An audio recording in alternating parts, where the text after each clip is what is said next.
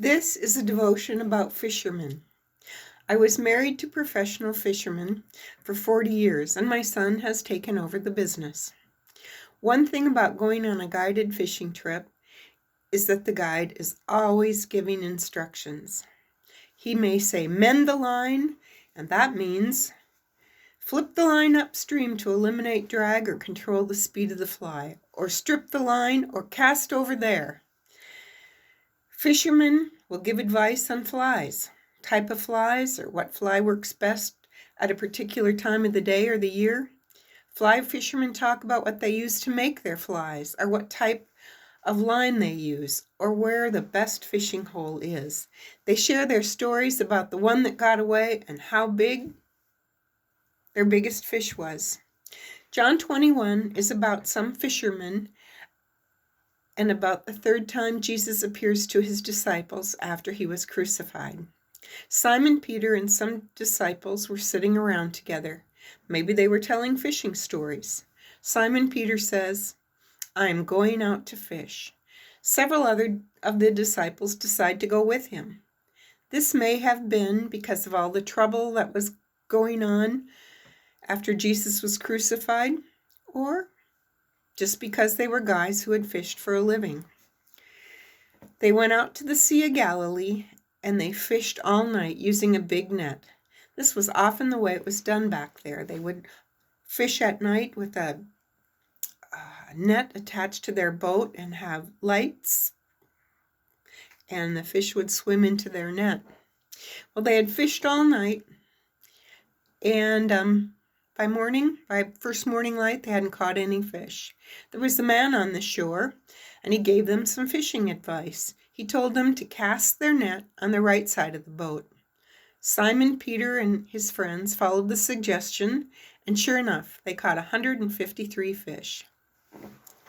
After they caught the fish, they realized that the man giving advice was Jesus. Simon Peter jumped into the water and swam to shore. The others brought the boat back to shore, about 100 yards, towing the net full of fish, as they couldn't get the net in the boat. It was too full of fish. Have you ever been in a situation where you didn't realize that the Lord was with you? I think this happens to all of us. We may be waiting for the doctor to come by, or being in a frightening situation and think we're all alone. I know I've been there. Then suddenly I've looked up, and there is Jesus on the shoreline of my life, encouraging me and guiding me. I realize that I'm not alone. He is there. He's been there all along. Deuteronomy 31:6 says, "He will never leave me or forsake me." When the fishermen reached the shore, Jesus had a fire going, some fish cooking, and he had some bread. These men had been upset, worried about what they were going to do now that Jesus was gone, and maybe going fishing all night was a diversion.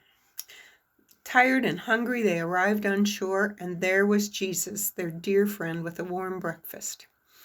Can you imagine how excited they were? After they brought the net to shore, Jesus fed them with fish and bread, just like the time when the multitudes were hungry from following Jesus all day, and he fed everyone with bread and fish. It teaches us to remember that all things come from the Lord, doesn't it? From the hand of God. Then Jesus challenges Peter by saying, "Do you love me more than these?" Peter answers with, "You know I love you." Jesus tells him to feed his lambs. Jesus again asks Peter if he loves him, and Peter again answers with, "Yes, Lord, you know I love you." Jesus asks him to take care of his sheep. A third time, Jesus says, "Simon, son of John, do you love me?" Peter answers Jesus by saying, "Lord, you know all things. You know I love you." And Jesus again says, "Feed my sheep."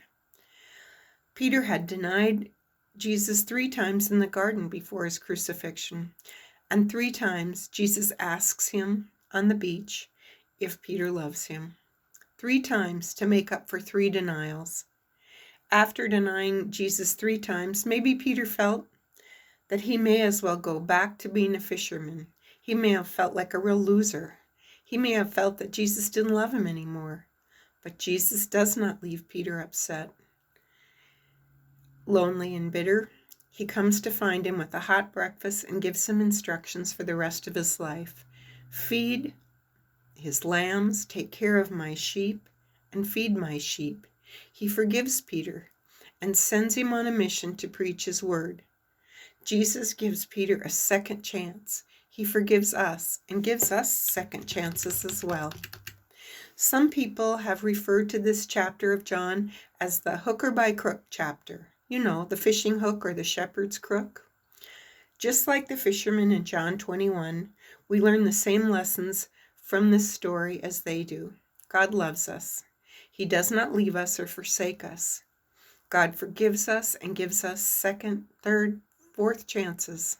He wants us to tell others about him by being fishers of men or feeding his sheep. He asks us, "Do you love me?"